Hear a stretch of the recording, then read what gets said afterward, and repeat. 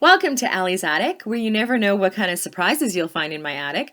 I'm your host, Allie, and today my surprise is a traditional country songwriter from Valley Springs, California, Sheri Lynn. Hi, Sheri.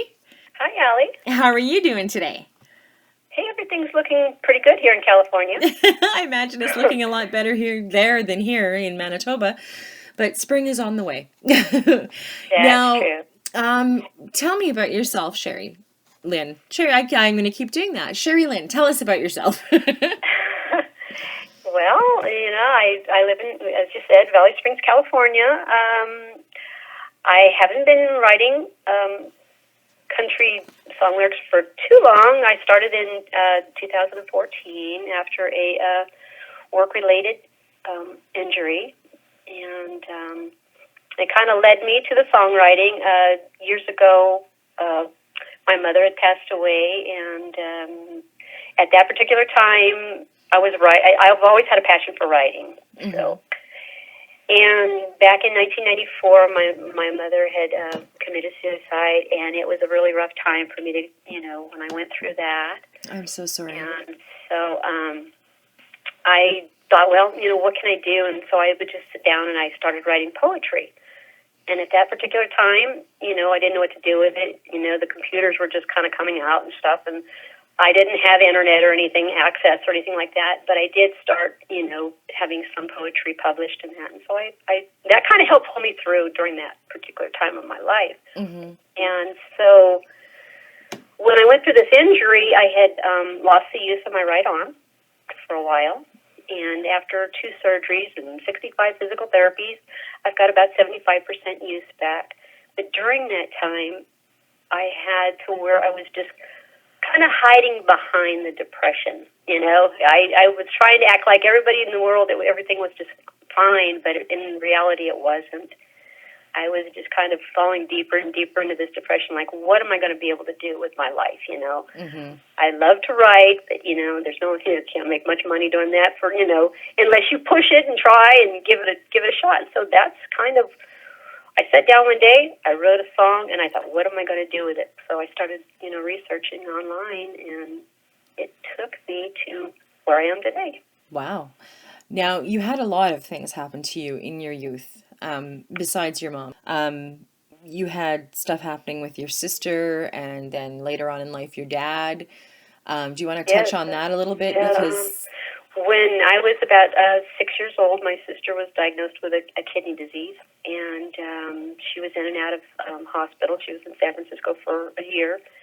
And so the family was kind of, here, there, and everywhere. We were taught from family members to kind of keep an eye on us in school, and we'd have to do like my sister would have to go to the doctors every day to have her vitals checked, which was a 60-mile round trip every day. So we would do our homework in the car and stuff with our dad and stuff. And so it was kind of a tough time, and that went on from the time I was 6 until the time I was 15 years old. And then I got married young. I got married at the age of 17. So, during that time, it was, it was tough. It wasn't easy. It was like grow up fast. yeah.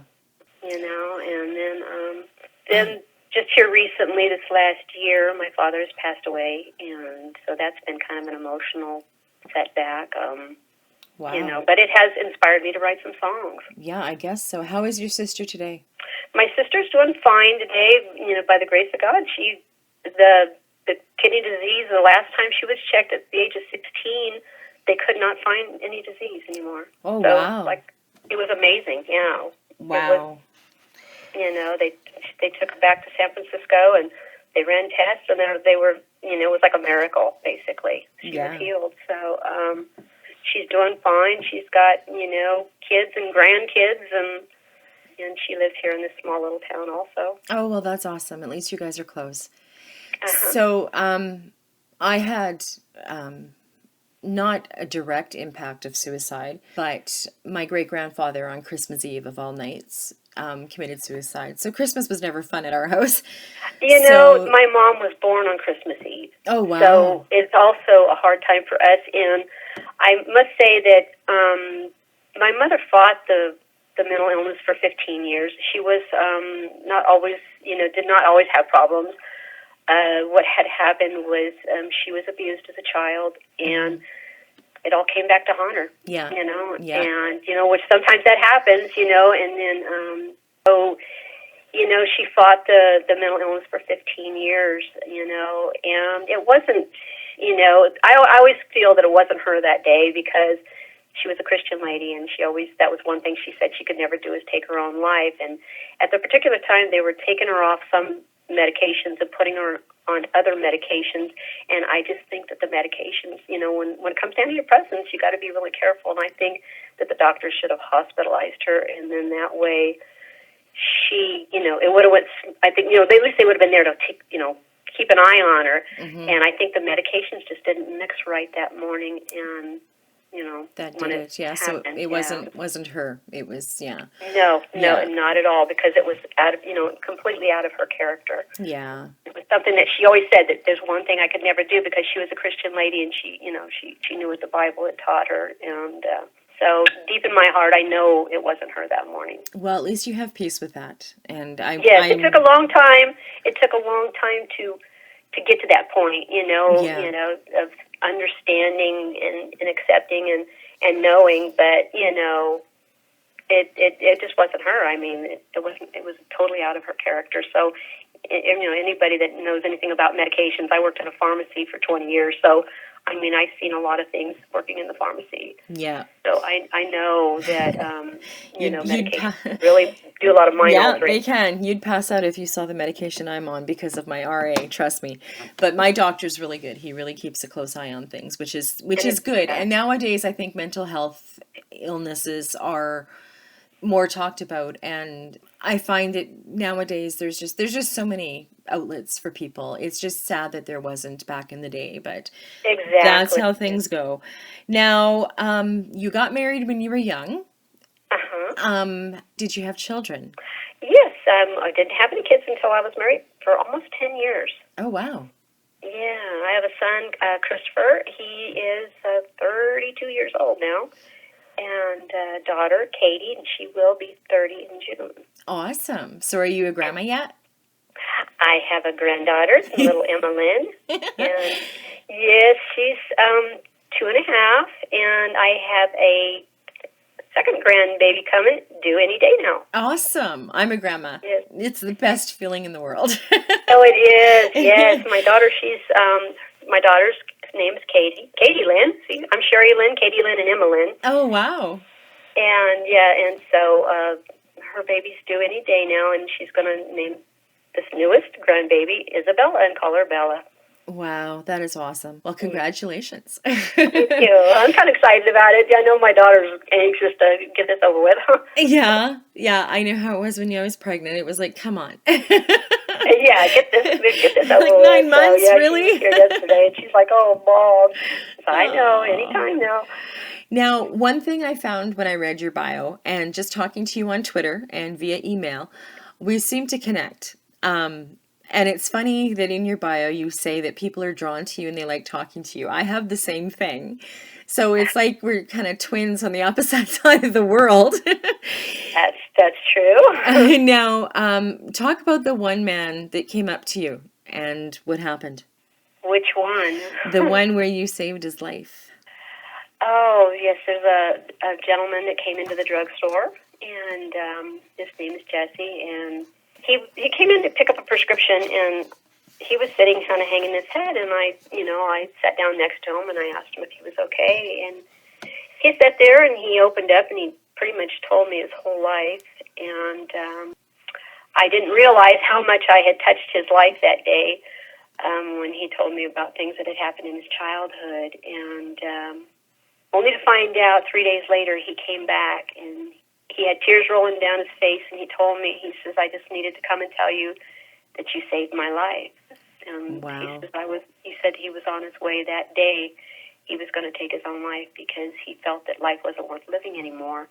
And I was just like thrown back. And to this day, I mean, we're close.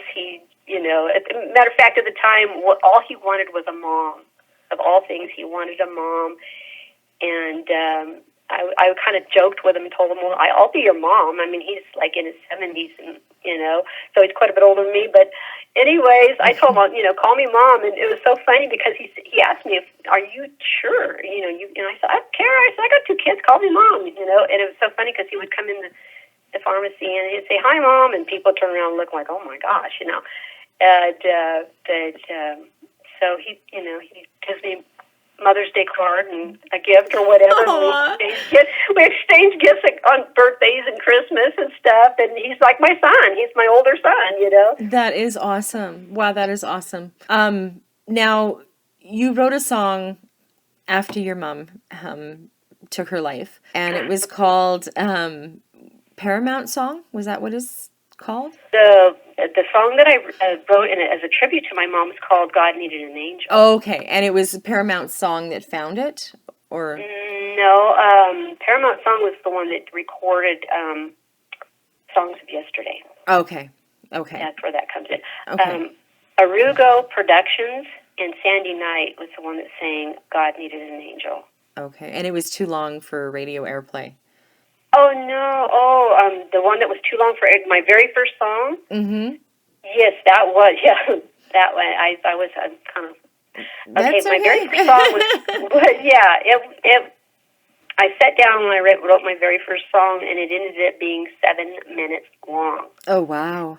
And I did not realize, I don't know, because on paper it doesn't look like there's that much, Mm-hmm. there. Mm-hmm. But when you go to put it with music, it's like, wow, Got the song back, and the song was great. It was beautiful, but it was just too long. Oh, okay. And so to this day, I've wanted to, now that I know more of what I'm doing, I would love to just kind of redo it and actually David Teo sang that song.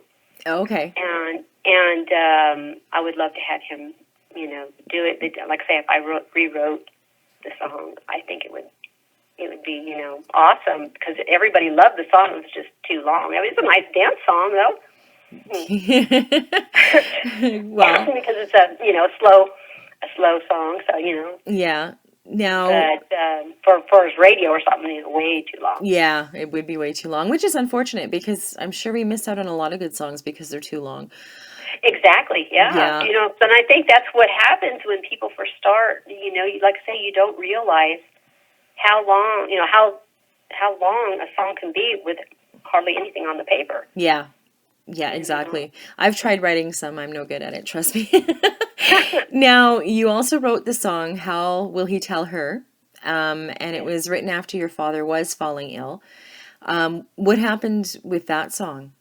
That song I wrote, my father was, having, quite a bit of illness for a couple, 2-3 years at that particular time.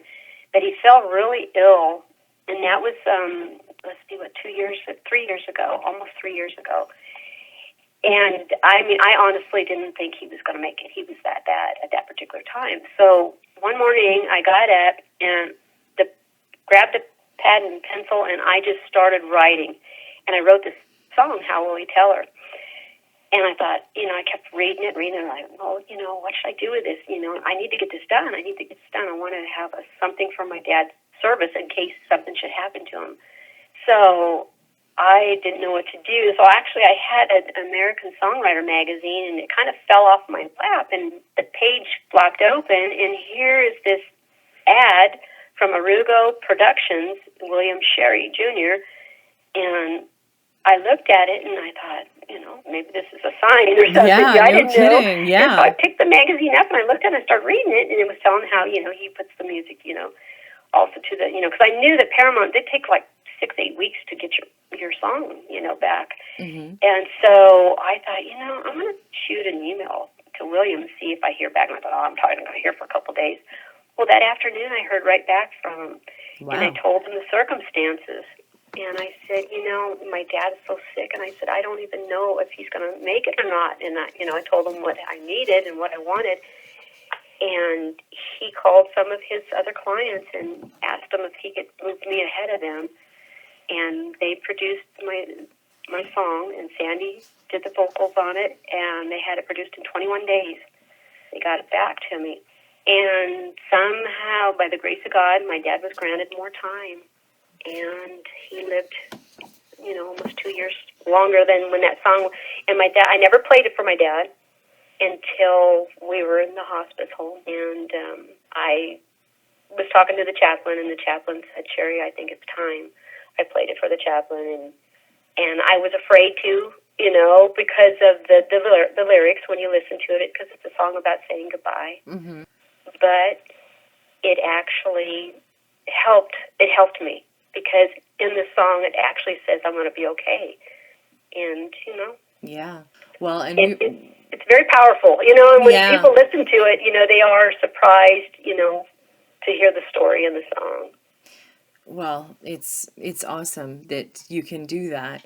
And like I had asked you earlier before the interview, how do you even get your songs discovered? Now, I know you went through the internet and you just found places that were taking submissions, or like how, I don't even know how that works. Okay, well, like I say, I was, of course, it's not cheap. I mean, to get demos made and different things, and so, trying to find somebody that's not going to charge $1 billion for, a song, and so you kind of, I researched and did a little bit there, and like I say, once I found, William and Sandy, they're awesome, awesome people to work with. They're Rigo Productions out of Nashville, and it's just, you kind of go from there, but I'm kind of lost you. It's okay. I was asking how you get your songs noticed. Sorry. It's okay, no But anyways, worries. and I didn't really know what to do, so then I started entering in competitions. Oh, okay. And I entered into a competition, the Great American Songwriting Contest up in Portland, Oregon. And the second song I ever wrote was Songs of Yesterday. And I got great scores on it, and I was a finalist. So that kind of pumped me up a little bit. Mm-hmm. Then I was searching, like, well, what am I supposed to be doing with this stuff, And so I started looking what other people were doing, and so I found Reverb Nation. So I started posting my stuff on Reverb Nation, and then started getting responses and comments there, which I was totally surprised. And then I, since then, have done, #1 music, and then I had met a man up there in Canada named Randy Lockhart, and he decided he wanted to sponsor me with a beautiful website. He's the one that gave me my website. Wow, nice. Yeah, he was very touched by my songwriting and that. And one day he contacted me and he said, hey, he said, I would like to sponsor you with a website. And so he's the one that built my website and has been very, very helpful. And it kind of, after he helped me with that, it kind of took off. And then there's a young man in Georgia that I've co-wrote with. He wanted to co-write with me, and his name is Ryan Nicholson. Okay. And he was the one that got me involved with Twitter.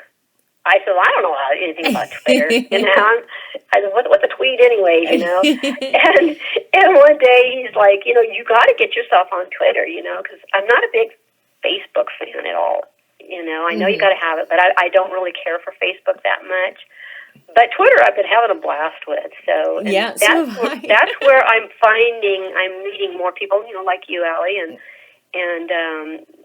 Jacqueline Jacks from Live Radio and stuff. I've been meeting. I just feel like I'm getting more exposure through Twitter with different outlets and stuff. Yeah, Twitter's very good for that. That's where I'm getting the majority of and then you meet a lot of nice people too. You do. Yeah, you I mean, you really do, and some of them are, there's like family out there. Yeah, there is, and that's exactly how you think of them after a while. Yeah. You keep talking to them, so they end up being like family.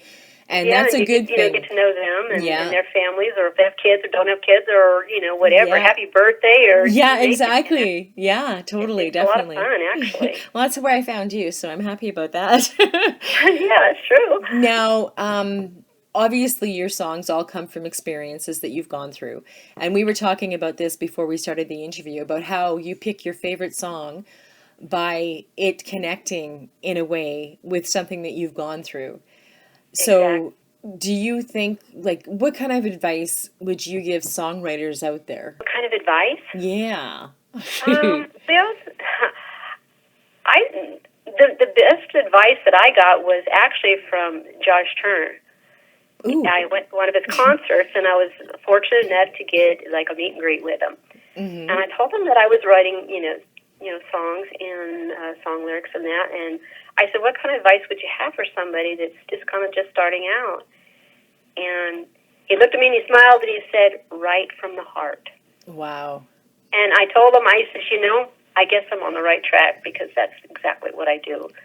I said, I've got to feel it in order to write it. So, just like with, Dad's song, How Will He Tell Her, and then the tribute song, My Last Hours with Dad, which was Times Like These. Right after my father had passed, I wrote that song, and it was because it was so fresh in my mind, that last, touch of his hand and how warm it was and everything, and all this stuff is in the lyrics, And so, if you write from the heart, you're going to get your point across. Awesome. Now, if you could pick anybody in the world to sing one of your songs, who would it be? Too many to choose, right? I absolutely love George Strait, but oh God, so do I. I don't know. That would be that would be the ultimate dream because I've always he's always been my idol and my favorite, and that's why I wrote Songs of Yesterday, because I wanted a song that had George Strait in it, and I'm like, I got to write a song that's got to have George Strait in it, and so that's why I was so excited when I did get to be a finalist in that, and I got all these high scores from the judges on that particular song. They said that that song could go somewhere, so that's why I'm always plugging that song out there too. Good. Well, yeah, George Strait has been my idol forever. If I could get him on my show, I would be so happy, but yeah, not happening yet. Hey, you never know. Stranger things have happened. Exactly. So it's good to know that they have contests out there for songwriters, which I don't even know if they have. I don't know about Manitoba. I don't know about the rest of Canada. Because like I said, when I asked you to come on, the reason I wanted you to come on was because it's always been an interest of mine. I don't know if I'll ever do it, but I also wanted to find out how you go about doing it and how you get your songs published or picked. And I also wanted to hear about you because, like I said, everything you go through reflects in any songs that you're going to sing or write. I'm sorry. Now, I know that your goal is to one day at least sing one of your songs, which is an awesome goal because I'm sure it's going to happen. You have a beautiful talking voice, so I can imagine you have a beautiful singing voice. Oh, well. And I'm on my bucket list, too, is I got to learn guitar, so that's in my near future. When I was in high school, my parents bought me a guitar. I loaned it out, and somebody broke it, and it was never replaced. But that was my thing. I always wanted to learn to play guitar because I think it would really help me even with my songwriting. And Yeah, well, I know a lot of people that I've talked to that do songwrite, like they're singer-songwriters. They say that their tool is their guitar to write their songs. So I guess it does help. Like I said, I wouldn't know. You don't want to hear me sing. Now, if people were looking to find you, how would they find you? They can find me on my website, which is Sheri, SHERI Lynn.net. Okay. They can find me at reverbnation.com/SheriLynn. And also in Number One Music, and I'm not quite sure that one. CD. That one. Yeah, no, you've got Number One Music and CD Baby. CD Baby, yes, I have it. My first album out on CD Baby, and then iTunes and Twitter, Amazon. Of course, Twitter. And Twitter, I'm constantly putting things out there on Twitter, so you can find me on Twitter. And then you also have Songs of Yesterday on iTunes. Yes. I like to say Songs of Yesterday. I mean, I have actually, 12 songs on the album or whatever. Oh, okay. So I have quite a few songs out there. It's either 99 cents for one song or $9.99 for the album or $9.95 on Amazon. Well, when I put your interview up, I'll have your website on there. But I'm also going to tag George Strait And I'm There going to you tell go. him, yeah, I'm going to tell him that you're a songwriter and that you're awesome and that you would love to have him sing one of your songs. Let's see what happens. Worth There a you go. try, You never know. right? Like I say, I've got several songs in the works, and if nothing else, and I've been to a couple of his concerts, and I even, spent that extra buck to get right down there at the stage too, so I Yeah. could get the full effect of that. I didn't want to do that, way up there in the nosebleed territory, and he looks like a little ant down there. I thought if I'm going to go, I want to see the dude, So Exactly. I've never got to actually though meet him, and I think that would be so cool. Okay, well, I'm tagging him. There you Now, go. you talk about wanting to bring traditional country back to radio, which I do too. So tell me why you're so You know, strongly. I'm just really that's one thing that I'm really strong about. I really have strong feelings of getting traditional country back up. There's also a PR person that is helping me, Kicking Eagle. I don't know if you've heard of him or not yet. No, no, I haven't. But he's promoting traditional country music too, and I mean he's been awesome. I mean with promoting like people like Travis Tritt, T.G. Shepherd, Kelly Lang, some of the past artists that that we all miss that don't even get any radio time or get any time out Exactly. there anymore. Yeah, And the thing is to me, traditional country music, it always told a story, and that's why it always touched people's hearts so much. So much of the stuff now is like pop country, yeah, or there's always or party, which party's fine, but I mean because they always had the beer songs, yeah. the bar scene songs, and all, and those are all great. But I mean now it's just I don't know, it's just a whole too much pop. Yeah. We need the traditional country. We need some of those old songs and those old stories to come back and touch people's lives again. Exactly. Because it's too, I don't know, commercialized. And I think if they want, I think they should have a station for pop country. Yeah. Or, Well, you never or like know. a rock country or whatever some of this Yeah. wild stuff, this wilder stuff is, and have it its own station. Yeah. Then that way the younger generations or the ones that do like that, a little bit wilder stuff, they would have a place to go, and then we could still have a place to go with our traditional country, with the George Straits and the Travis some Tritt of and the Dwight Travis Yoakam Tritt, and yeah, Marty Stewart. Yeah, definitely. And yeah, because there's so many past artists that are awesome, and they're still out there trying to make it. Yeah. Neil McCoy and all these different ones. They're still doing concerts and everything. And still out there, but you don't ever get to hear them because they don't ever give them any radio time anymore. exactly. Yeah, so we do. We need our own traditional country station. And that way, the young people who listen to the country that they do now would be able to, get a listen to what real traditional country songs are Exactly. about. That's why I'm totally shocked. Like on Twitter, when all of a sudden I get this follower and it's this young person, in their 20s, and they're like, "Man, I love your music," and I'm just like, "Are you kidding me?" Because I'm totally shocked because You know what?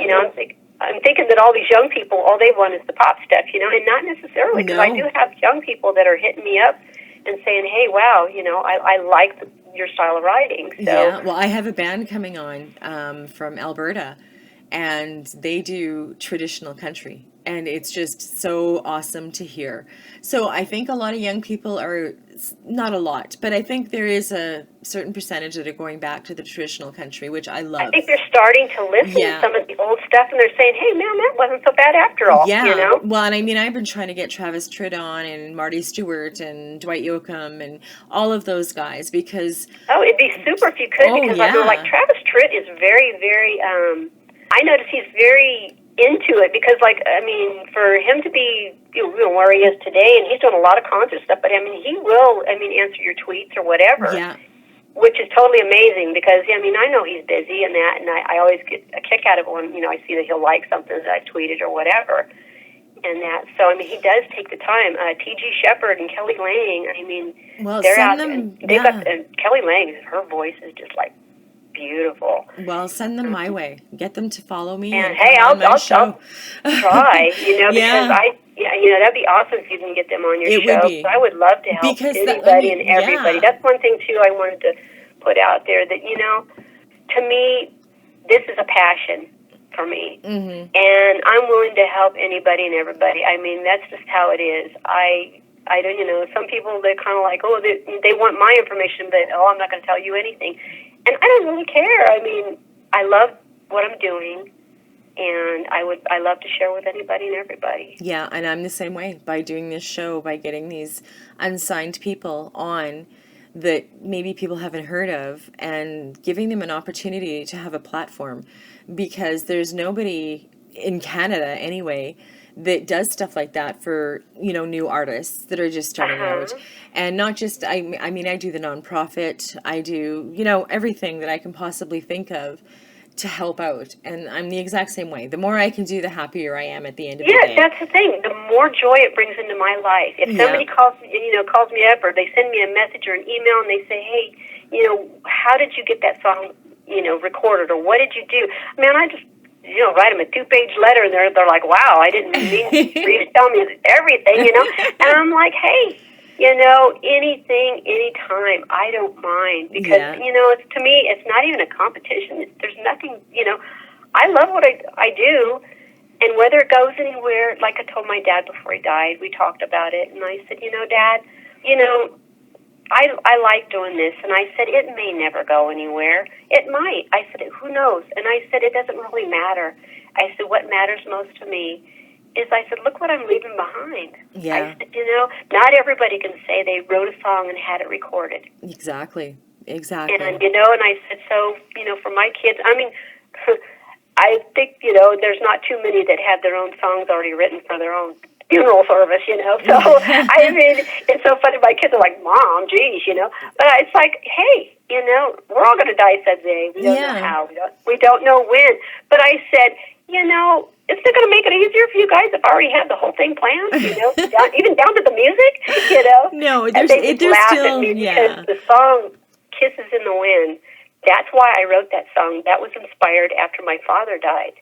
Oh, wow. And it's the song, if you listen to it or if you watch the video, it's a song that you're leaving something behind. And what I'm leaving behind is, how when you look into the world or somebody touches your life in a certain way, and it reminds you of them, whether it's a song or whether it's a statue or whether it's a park or a place or thing. A smell, anything like that. And so this song, I wanted to write something that if something ever happened to me, that the kids can remember me by. And what a better thing than if they're standing outside someday and the breeze is blowing, and hey, that's Mom. Kisses in the Wind, And that's why I wrote that song. That is awesome. That is absolutely awesome. Now, we're going to hear that song, and it's sung by Sandy Knight, right? Yes. Okay. And we're also going to hear Songs of Yesterday, and David Teo sings that one. David Teo is the vocalist on Songs of Yesterday, yes. Okay. And you can see these on YouTube as well. Yes, both of them are on YouTube. I urge everybody to go and watch them. Kisses in the Wind is a beautiful song. Absolutely beautiful. And that's what hooked me. When I heard that song, I'm like, I'm having her on my show. Well, thank you so much. I appreciate it. No, Sheri Lynn, thank you. Sharing your story and where you get your inspiration from and how to become a songwriter has been valuable to me, and it's going to be valuable to anybody that listens. So I want to say thank you so much for coming on. And thank you so much for having me, and I totally appreciate it. Yeah, and we're going to help each other. I'm going to tag George Strait. You get Travis Tritt and the rest of them to check out my website and come on my show, and we'll get traditional country out there. I will. I'll throw a plug out there for you anyway. Okay, so like I said, this will be up on my website today. I will put your website on top of it, and I will post it on Twitter. I have 2 Facebook accounts, and I have an Instagram account. So everybody's going to get a touch of you. Perfect. Thank you so much. All right. Well, thank you, and you have a great day, Sheri Lynn. Thank you so much. And thank you for joining me on Allie's Attic. Keep checking my website because you never know what kind of surprises you'll find in my attic. Cheers.